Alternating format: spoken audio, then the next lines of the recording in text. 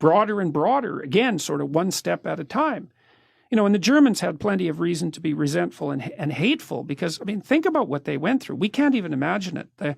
First of all, there was World War I, and so there was many men, like Hitler himself, who served in the trenches. And there's one story about Hitler. He won a medal for heroism in World War I, and he was sitting around with a group of his buddies and went off to do something, God only knows what. And when he came back, they were all dead because a mine had, not a mine, I don't remember, some kind of shell had landed in the middle of them, killed them all. It's like, that changes you. You know, and then afterwards, there was all these brutalized men who'd come out of the trenches. I mean, you just can't imagine what it must have been like in the trenches, you know, especially if you were there for like a couple of years.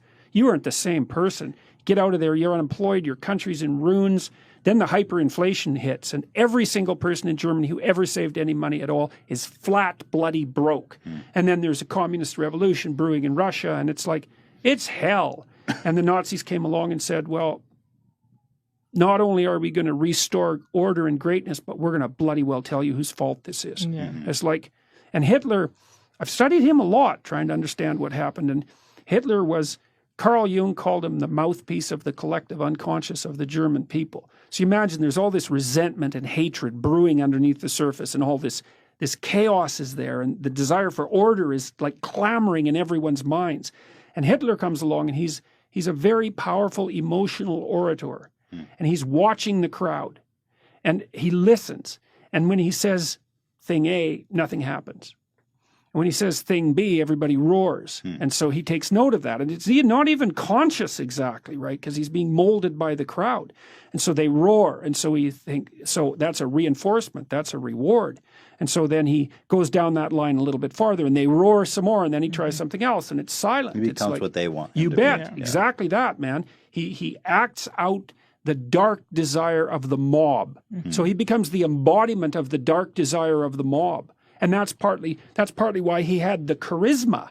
It's right, because there's this unconscious fantasy brewing in the back of everyone's minds. You see that to some degree now with Antifa, for example, and their proclivity towards violence. You know, and you ask, just exactly what's going on there? Well, Hitler came to embody the desire of the German people for order and revenge.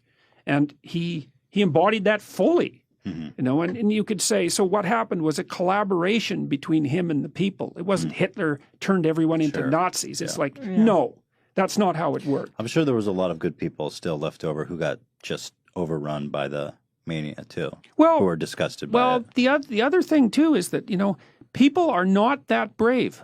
And everybody thinks, this is one of the things I teach in my Maps of Meaning class, you know, it's like, okay, you look at Nazi Germany in the 30s and you think, well, I'd be one of the heroes who rescued the Jews. It's like, statistically, that's very improbable. Right. And one of the things I've learned in the last year with all this strange political, what would you say? This strange situation that I've been in is how unlikely it is for people to speak up. They just won't. Even tenured professors who are tenured, they're protected.